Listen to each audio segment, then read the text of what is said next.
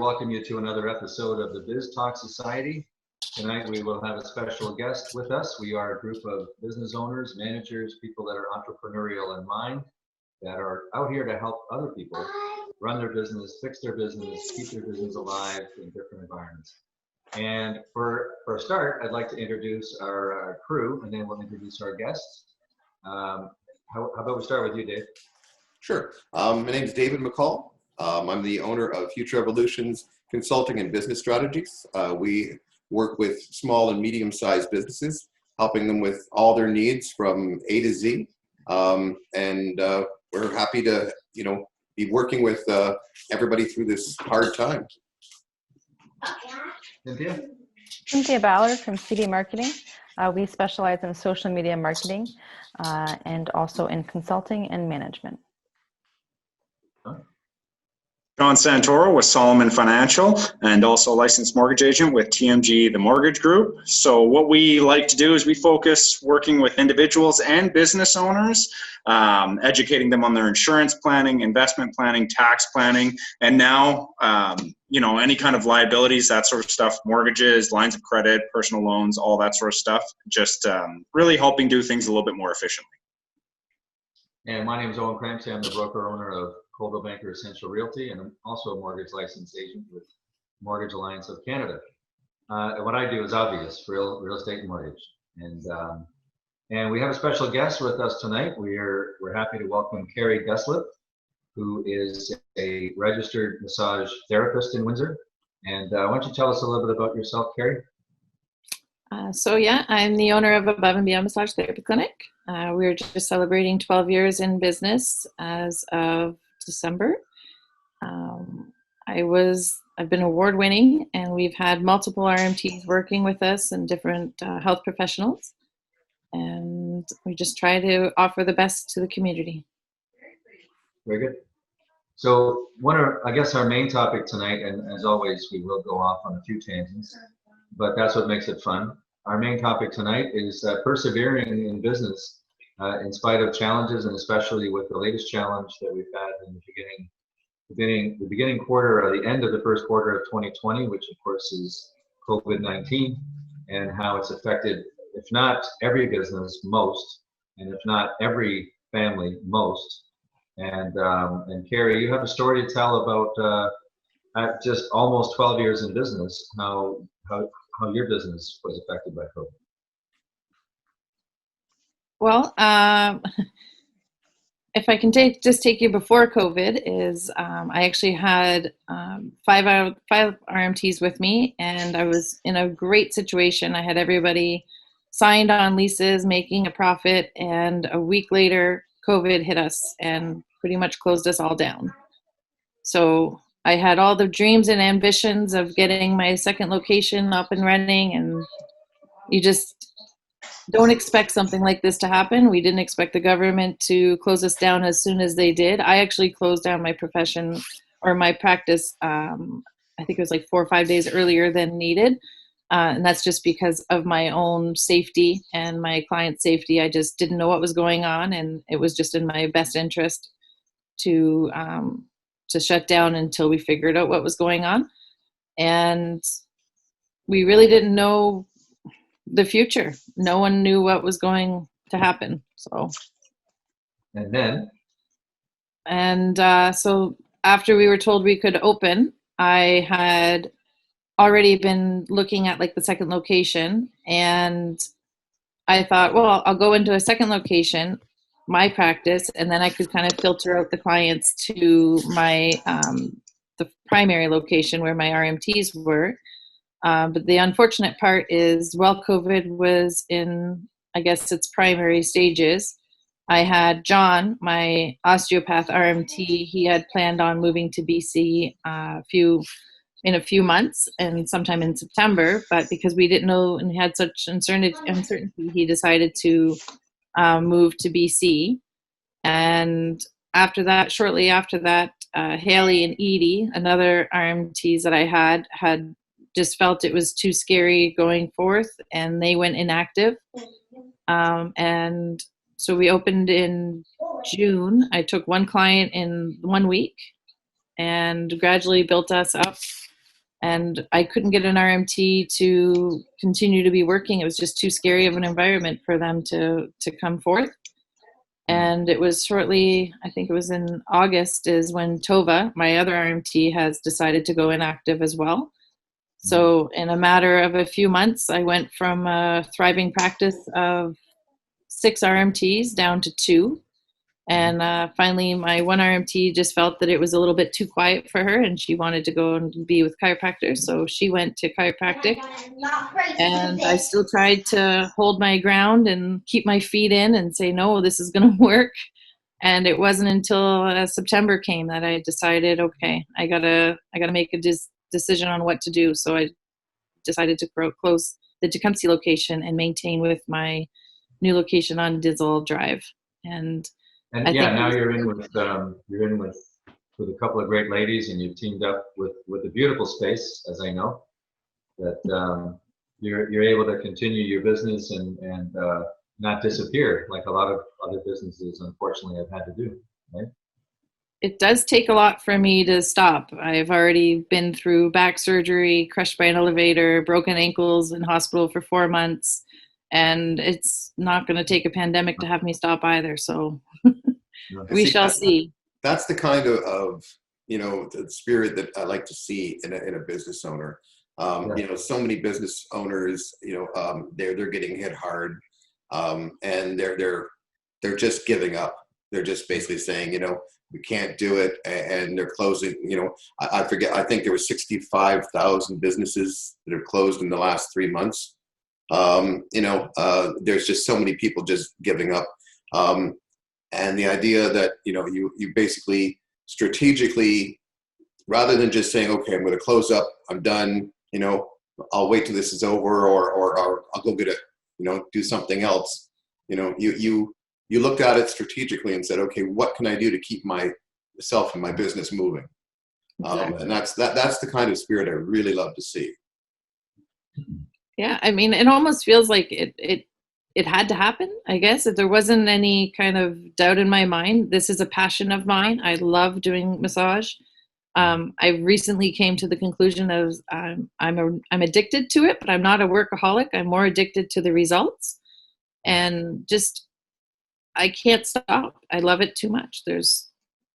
I'm happy where I'm at because I can actually manage it better, and I'm able to do more for my patients now than I feel I was able to do before, because I was always kind of preoccupied with, did so-and-so do this, and was this done, and is the laundry this done, and who answered that? And now I can just be accountable to myself. And by being accountable to myself, I'm just going to be that much better of an RMT. So you shifted gears, and it's worked out well for you. Oh, by far. Yeah. I'm very happy. I love my space. It's actually designed more so with, I don't know, more of what fits me. The room before, it was nice, but it just takes it to a whole new caliber. I have a fireplace. It's just a beautiful room. It's not necessarily near the water yet, which is my goal. Is one time I'm going to have a practice next to the water. So then that way, I can look out and see the waves. But it's as close as I can be while in the city of Windsor. Now, when things get back to a point where we aren't wearing masks and people aren't afraid to be touched, are you planning on keeping the business at the level it's at now, or are you going to do something more? So my plan is I'm going to stay where I'm at for a few years, and I'm just kind of hibernating. And once I'm ready and the time has come, I'm just going to come out and I'm going to be bigger and better. And it's going to be like a big butterfly that's going to come out, and people are going to be like, oh my gosh, she's still around, and it's going to blow people's minds, because the ideas and thoughts and the frontiering that I want to do is mind blowing, and I know I'm going to do it. I have to commend you for that, Carrie. I mean, you're a beautiful soul. I've had the pleasure of having you as an RMT, and what you provide to everyone is above and beyond what a massage therapist does provide, right? Because of that energy, and Reiki is a modality, and it's not really something that you do just Reiki itself, but you put that alongside. But I mean, it's absolutely incredible that instead of giving up, you persevered and moved forward. And I think for now, just knowing you personally, that it is a good shift, right? And it's important during these times that people move forward. So do you find that your clients have also kind of followed you in that, or how has that been for you? Well, I actually find that, yeah, I've been blessed with all my clients. As you know, I have an extremely loyal base for myself personally. And what's really been quite surprising is the amount of loyalty that people have for the Above and Beyond brand. They may not be my clients to start with, but because they like what it represents, they still are willing to wait a few weeks to even come and see me, even though their therapist is inactive. They don't want to go anywhere else because they just know that the professionalism and the results that can be done with just me, and that just is mind-blowing in of itself. And it's almost like my mom and dad have always said, is Above and Beyond is Carrie, and I never had that true feeling until COVID. So you have a company called Above and Beyond, and you also have a name like Carrie. So Yes. I think that's like meant to be, as you said earlier. The universe took care of you. A lot of time I find people in business, when they have a hard time, but they come out the other end even better, it's because they've done good things, and they are, good souls, and they're being taken care of. The universe is watching out. We should talk a little bit as a group about the ways for people to do exactly what Carrie did. And I have to say, I was in your position exactly. The reason that you're in the space that you're in over at Greenwood is because my company was pirated in the early spring by one of my top agents. I've been there for 18 years. David, I think Sean knows the story too, but I was pirated by our top agent. He stole a bunch of my realtors by buying them, and I had to get out of that space pretty quickly because it was very expensive. And talk about the networking world. Ted Williamson, good buddy of ours, happened to know Sandra and Arlene were looking for bigger space. Brought them in within 6 weeks. That was a done deal. I was able to get into a temporary space for 6 months, which is unheard of.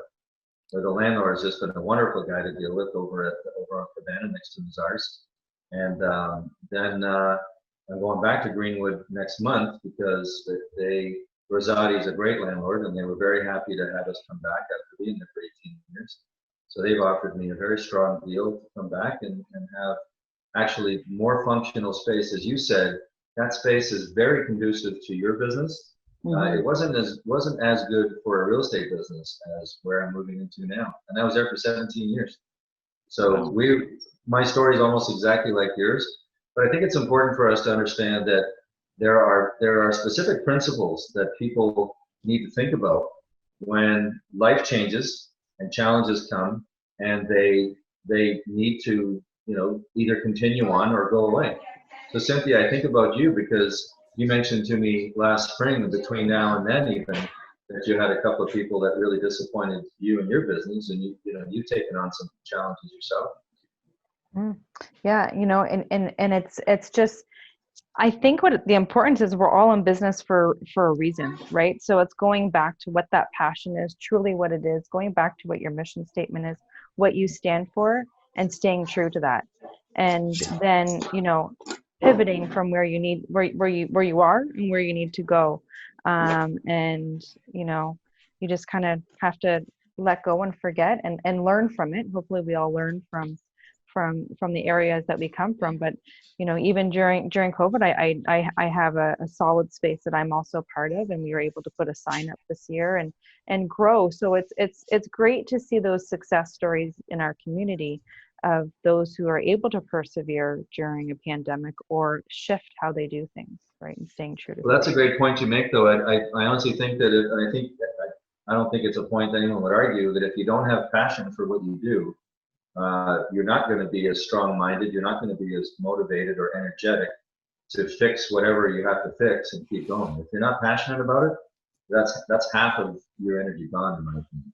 Well, yeah, I think basically you're looking at two things for a business person, at least from my point of view as doing consulting, is you need the passion to drive you, and you need the logic and the planning to get you through. And see, that's basically what Carrie's doing here is a perfect example of both, because she has the passion for her business, but she is strategically saying, okay, I'm going to shrink my business. I'm going to move in with these other ladies to make it affordable for me for now. I'm going to hibernate for a couple of years, build my finances, rebuild my core business, and then come out bigger and stronger. Which I think is a perfect example of what we're talking about tonight, is, the combination of planning and passion. Oh, we're hearing some background noise there. I wasn't sure. Yeah. But, Sean's got some stuff going on. And Sean, like your history had to do with coming out of a completely different industry and moving into the industry that you're in now, and now you've added mortgage. Mortgage licensing on top of that, right? Exactly. Yeah. So it's starting the beginning of the year. That's when I kind of made the jump to be like, you know what? I think it's time to kind of incorporate something else that we can, assist our clients and do a little bit better job. And then, yeah, everybody knows what happened. And it was like right as licensing. Well, guess what? They shut down. Well, they shut down the exams. So I had to go in a holding pattern and basically kind of wait, which was fine again, right? Like I still maintain my client base, and it was good I tried to video call a lot of the time, but again, this was still when people weren't going out, not getting coffees, not doing lunches. So it took some adjusting. And so Carrie, I can't imagine for myself, for Cynthia, even for Dave, Owen, again, to a certain extent, I suppose, right? All of us have the ability to be, detached, so to speak, from, the people that we're working with. And so like, I can't even imagine, right, the curveball that was. So, but the fact that you came through, you're right, I can tell you're recharged, you're re-energized. And if that's not the definition of perseverance, like, I don't know what it is. Well, just today, Carrie was saying earlier, before we started, that today she had 9 clients, and I was surprised with the fact that during the situation we have now, you have 9 clients in one day, and that speaks to her, reputation and her abilities, absolutely. And that's the third part of I guess the combination here is the passion, the perseverance, and your brand and your reputation. All those 3 things combined, with you can't be stopped. You really can't. One thing that I know about your industry, Carrie, is that everybody's got forearms like Popeye, because you're like, right? I don't know. I don't think I do. I don't know. They look normal. We got to get Owen and Carrie together doing arm wrestling. Maybe it's the biceps or the triceps. I don't know, but I have strong fingers. They're long and bony, so they can get into like spots. That's why. Right. She likes to make you really cry strange too, having Owen. As long as you're breathing, I'll continue. Don't worry. Yeah. A lot of deep breathing. Sometimes she can get pretty aggressive, but when it's needed. Oh yeah, I've had that happen too. Where it's like right down to the bone. It's like ouch. I'll stop if I feel table. I promise. There's a reason it hurts. That's where the issue is, if it hurts. So the surprising part is it actually doesn't take a lot of pressure. As I've said, as I've been crushed by elevator doors, and I've had back surgery, and I've treated while in a wheelchair, and I've honestly, and Cynthia can attest to this, is while I was in the hospital recovering with the broken ankle for the 4 months, I actually would leave the hospital, have my dad pick me up in my wheelchair, bring me to my office. I would treat my clients while sitting in my wheelchair on the table. And it has nothing to do with necessarily strength. It's more to do with knowledge, and especially my attention. I got a paper cut the other day. I almost didn't leave the house.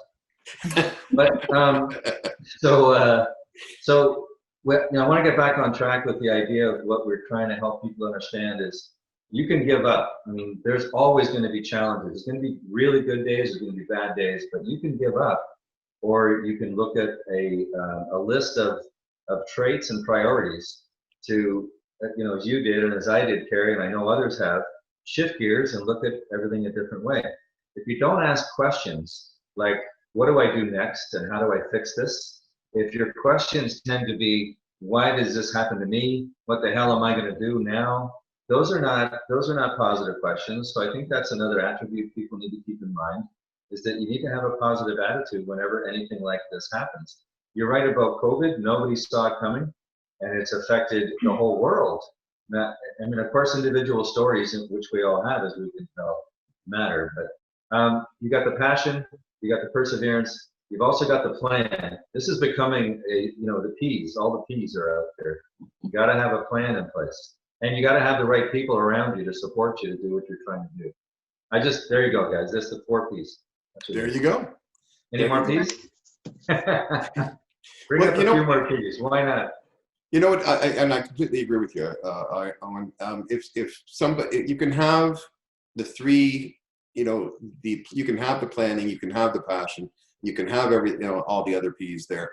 But if the people around you, your support group, isn't supported enough, if you need to reach out and rely on the people around you and they're not there, that's something that people have to look at, and either, and don't give up. Don't say, well, because the people aren't supporting me, I guess I'll just, close up and be done.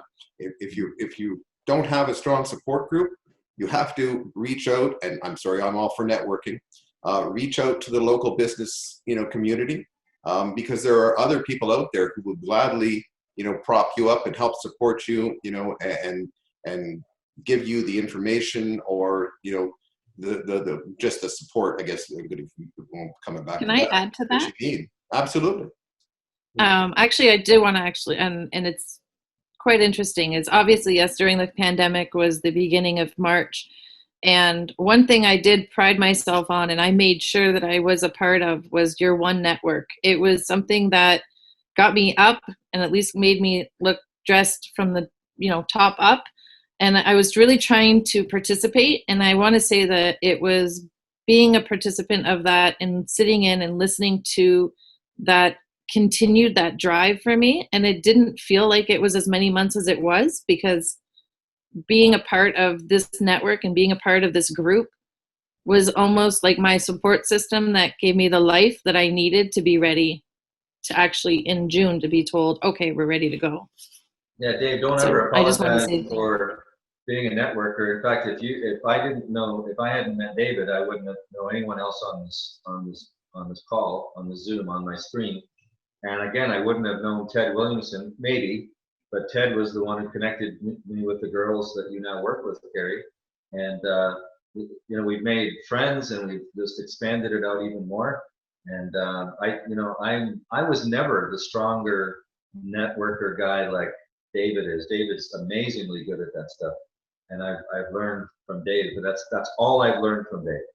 But that I have learned from Dave. Nothing else. One thing I wanted to point out too is, in talking, what's becoming present to me is the importance to talk about mindset in business, right? So you can have a fear-based mindset, or you can have a growth-based mindset. And somebody who is fear-based is somebody that will throw in the towel. Somebody who is growth-based will, look at it and say, okay, what can I do with this? And have a plan, right? And move forward. And yeah. Well, fear is easy. So that would be the psychology, which is another P word, but it doesn't sound like a P word. But yeah, no, you're right, because fear is easy. I can't do it. If I do it, things are going to get worse. So let's not. And the fear makes it easy for you to give up. And that's again where your support group becomes very important, and your passion. Because those combined, if you have the passion for it, and the support group to help you through mentally, that can be the thing that gets you through the rough patch, or at least helps get you through, along with your planning and your perseverance, and all those other P's. But yeah, I mean, absolutely. No, you're right. When it comes to fear, I don't know how many people I've talked to who they're not just afraid, they're terrified. Right. At this point in time with COVID, there's the level of fear out there is past just the regular level. Well, and it's not even just with business owners, it's with employees. I mean, people are, it's for everybody, and we're coming into a winter, and we're going to be combining the flu with COVID, and it is a scary time, but going back to that psychology that Cynthia mentioned, you can choose to lie down and die, and you can choose to let everything beat you up and don't do anything about it, or you can choose, and it is a choice, to decide to just get back up, move ahead. There was a really good old line from Walt Disney, keep moving forward. That was his motto. And so again, I think it has become a training piece with the letter P here tonight. So again, we got passion, we've got perseverance, we got persistence, which we didn't mention, but we did talk about it. We got the psychology, we got planning. We don't necessarily have Patron, but that could be in there. That's a good keyword, all right? We want to avoid and the porn. people and your people. Don't put porn in Gotta have there. the people. I have patience. Yes, people. That was the other one. People. And patience. Gotta have patience. Patience, yeah. Patience. Tonight's show is brought. I'm not sure why. Tonight's show is brought to you by the letter P. Anyway. Well, actually, I'm Carrie doesn't mind. I'm going to be using you and your story as an example to people that I talk to, because I mean, to be quite honest, you are an exact image of everything we're talking about here tonight. Your story and you and your everything basically just consolidates the entire topic here into one person. So I'm gonna get a dictionary and put your name next to perseverance right there. I guess there's better. There's worse words that you can be known by. It's true. I've been called a few. Not necessarily P words. So, so what about the idea of people who are not necessarily business owners but are employees? They're put in a position where they're not in a position of control to fix a lot of the time what's happening to them.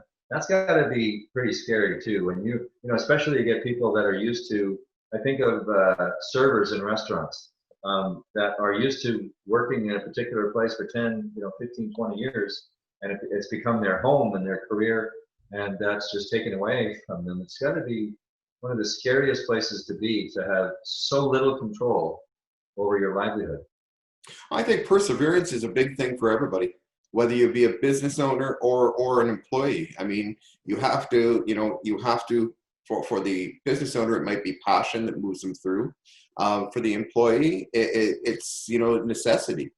And you have to keep moving through no matter what. You've got to pay your bills. You've got to keep on going.